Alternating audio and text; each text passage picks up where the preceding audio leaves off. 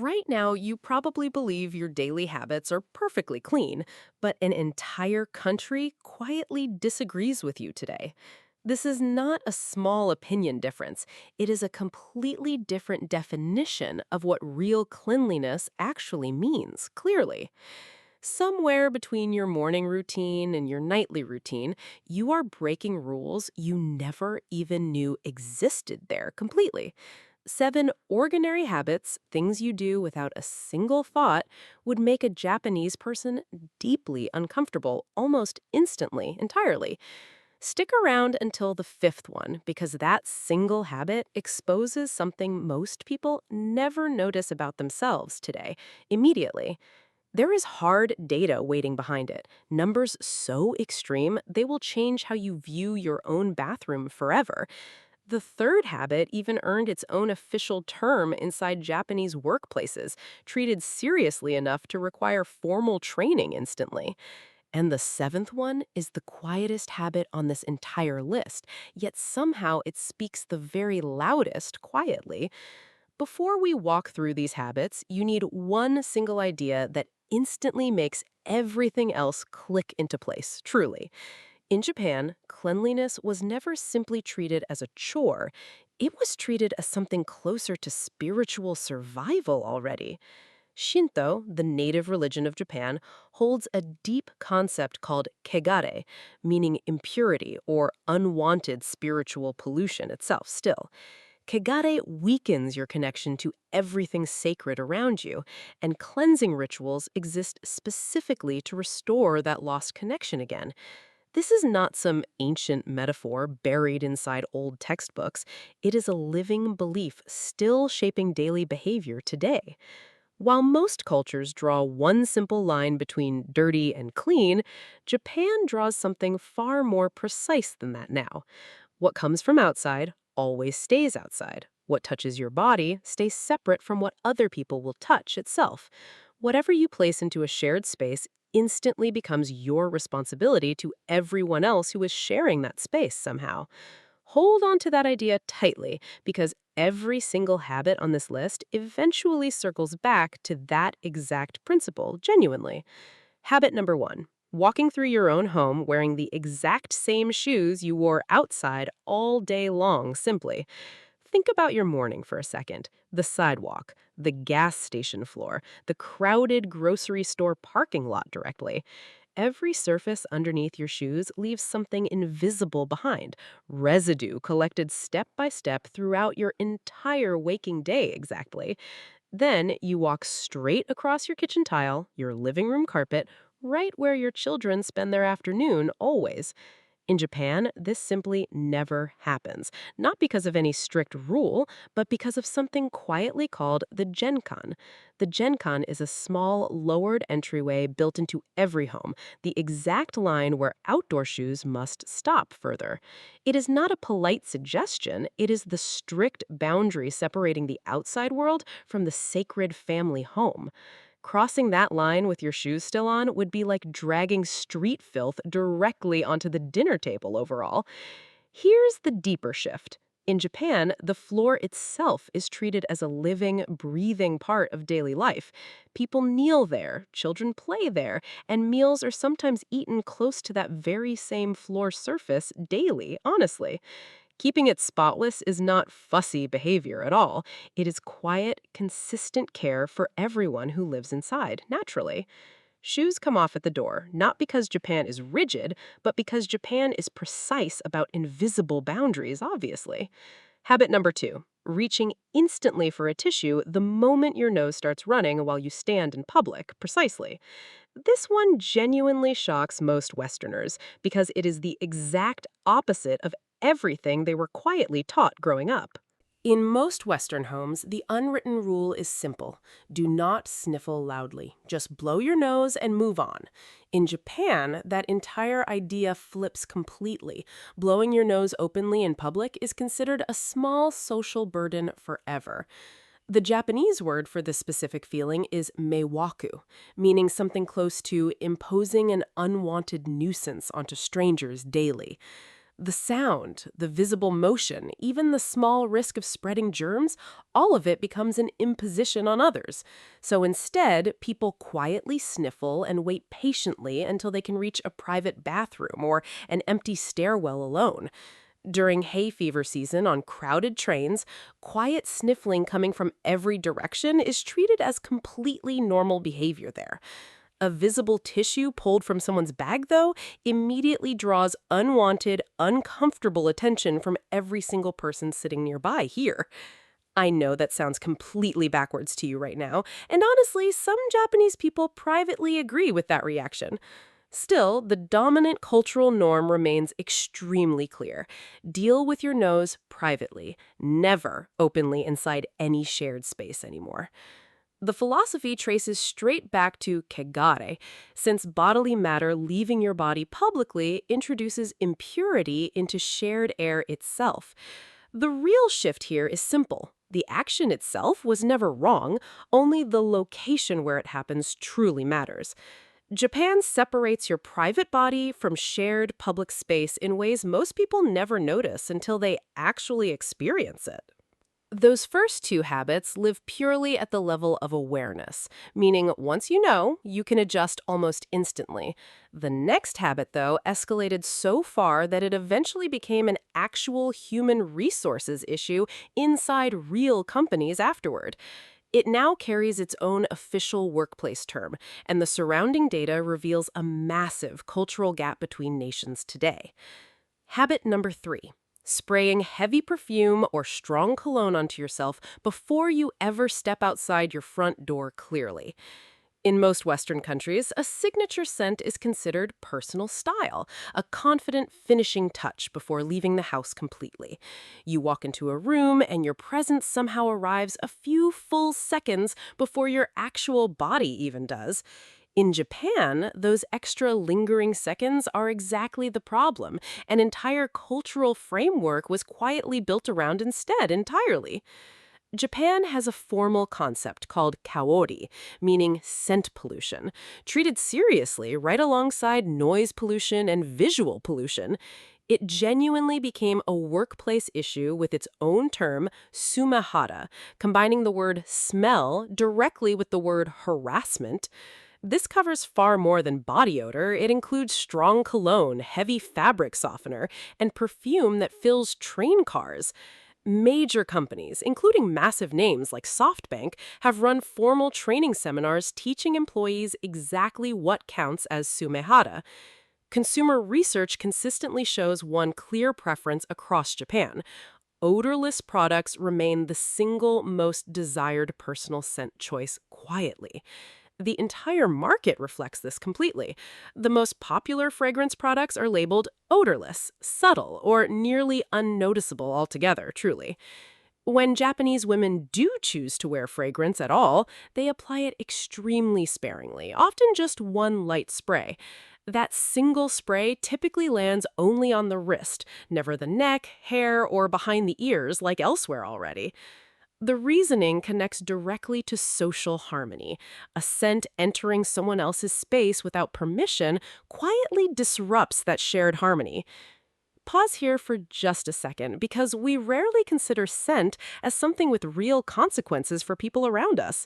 Japan considered it deeply enough to create an entire word for the exact moment fragrance crosses an invisible line still. The real question in Japan is never whether something smells pleasant, but whether it enters someone's space without their consent. Habit number 4, eating while walking. Coffee balanced steadily in one hand, phone glowing brightly in the other hand. Again, in most Western cities, this looks like efficient multitasking, a visible symbol of being busy, productive, and constantly moving forward. In Japan, this exact habit has its own specific name, tabearuki, literally combining the words meaning to eat and walk. It is widely considered poor manners across most public settings, subtle but unmistakably frowned upon by nearly everyone watching quietly. In 2019, the city of Kamakura issued a formal ordinance politely asking every single visitor to stop eating while walking. Signs appeared in 4 different languages, not threatening fines, but signaling that this specific behavior caused real public disruption now. Part of the reasoning is deeply practical. Japan has remarkably few public trash bins scattered throughout its incredibly busy cities. If you eat while walking, you now carry that trash personally until you eventually stumble across an available public bin. But the deeper reasoning runs far more cultural. Eating was never meant to be casually combined with something else entirely. Zen Buddhist influence quietly shaped Japanese food culture around mindfulness, meaning your food deserves complete, undivided, and focused attention itself. Eating while scrolling, eating while rushing, eating while distracted, all of it quietly disrespects the entire simple act of eating. There are exceptions, of course. Festivals, designated food zones, and lively street markets built specifically for casual public eating somehow. Still, the everyday public default remains extremely clear. The act of eating and the attention given stay completely connected together. Walking while eating quietly tells everyone around you that you never had time to actually notice your own food genuinely. Habit number 5. The one I promised you earlier, the habit that creates genuine confusion inside a typical Western bathroom. Most Westerners wash their entire body directly inside the bathtub, filling it up, adding bubbles, and simply soaking there. You sit inside that water, soak comfortably for a while, and step out afterward believing you are now thoroughly clean. In Japan, that entire process is considered the opposite of clean, almost uncomfortable to imagine happening in that exact order. The household bath, called ofuro, was never designed for washing your body. It was only ever designed purely for soaking. Cleansing happens first, completely separate, at a shower or dedicated washing station positioned right beside the tub itself, always. You scrub every single inch of your body there, rinsing away every trace of soap before ever touching that bathwater. Only after you are already fully clean do you finally step into the tub, which exists purely to relax you. That same warm water often gets shared by multiple family members throughout an entire evening without anyone even questioning it. Each person enters already clean, so the water itself stays clean, since nobody is washing their dirt directly into it. The Western habit of washing yourself inside bathwater feels, to Japanese sensibility, like the complete and total opposite of hygiene. Picture that clearly for a moment. A relaxing evening soak is actually sitting inside water, slowly collecting your own grime. This exact principle extends into communal bathing culture too, especially inside Japan's famous natural hot spring onsen locations everywhere. Every onsen provides a dedicated washing area that guests must use fully before they are ever allowed into shared water. Stepping straight into shared water without washing first counts as one of the most serious etiquette violations you can commit.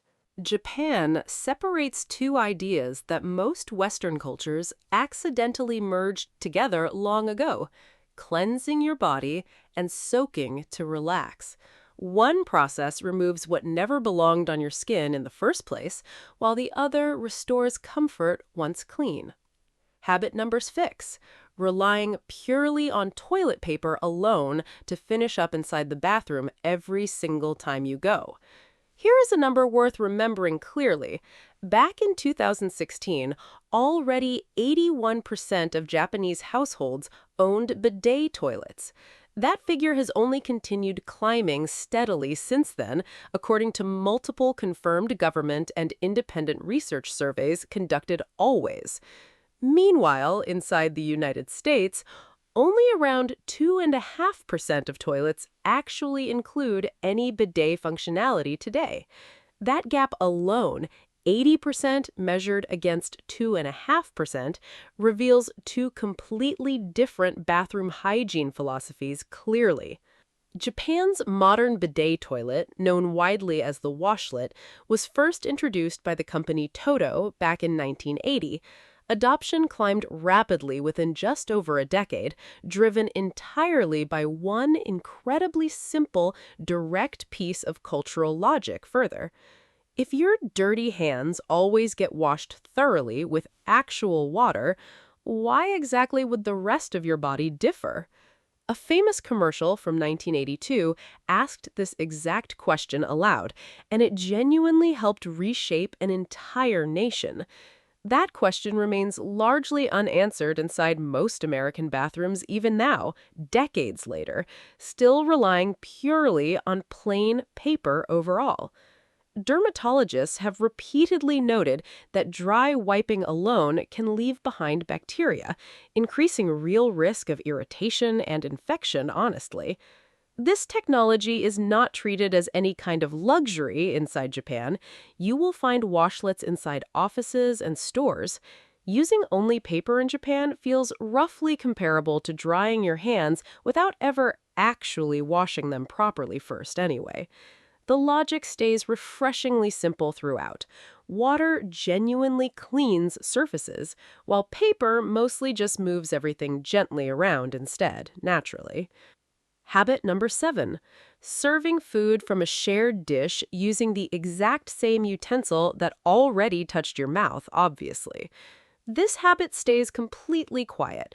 Nobody ever raises their voice about it, yet inside traditional Japanese dining settings, it registers. The practice is called jikabashi, meaning using your personal chopsticks, already touched by your lips, to serve shared food precisely. It is considered genuinely unhygienic, not abstractly, but specifically, since saliva transfers directly onto food that everyone else eats forever. Japanese etiquette solves this problem elegantly. Formal meals typically provide separate serving chopsticks, called toribashi, for exactly this purpose daily. Without any dedicated serving utensils present, the accepted protocol becomes flipping your own chopsticks around and using the unused end. It takes barely half a second to do, yet it quietly communicates real awareness that this particular space is shared. This mirrors every previous habit perfectly. Shoes stay outside because floors are shared. Scent stays minimal because air is shared. Japan never treats cleanliness as purely personal. It treats cleanliness instead as constant, quiet consideration extended toward everyone around you. What you choose to keep clean ultimately reflects exactly how much genuine thought you give other people every single day. Let that sink in for a moment, because it connects every single habit we have discussed throughout this entire video.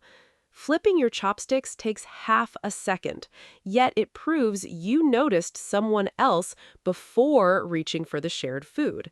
In Japan, that half second somehow matters more than almost anything else happening throughout an entire shared family meal together. You have now seen all 7 habits clearly, so here's a simple 3-question audit worth remembering for life. First question. Does this habit only affect me personally, or does it actually affect the shared space around me too? Shoes worn indoors, nose blown publicly, scent filling an entire room, all of these clearly enter shared space immediately alone. Second question. Am I actually cleaning something here, or am I simply redistributing dirt somewhere else within that same space? Washing it inside water you are also soaking in counts as redistribution, not genuine cleaning, according to strict Japanese hygiene logic. Third question. Would everyone sharing this space with me willingly choose this behavior if they were given an honest voice? That final question is the true harmony question, not whether something feels acceptable, but whether others would freely choose it. If any habit clearly fails all 3 of these questions, that becomes the very first habit worth changing immediately today. So look closely at your own daily routine right now and ask which number honestly hit you the absolute hardest.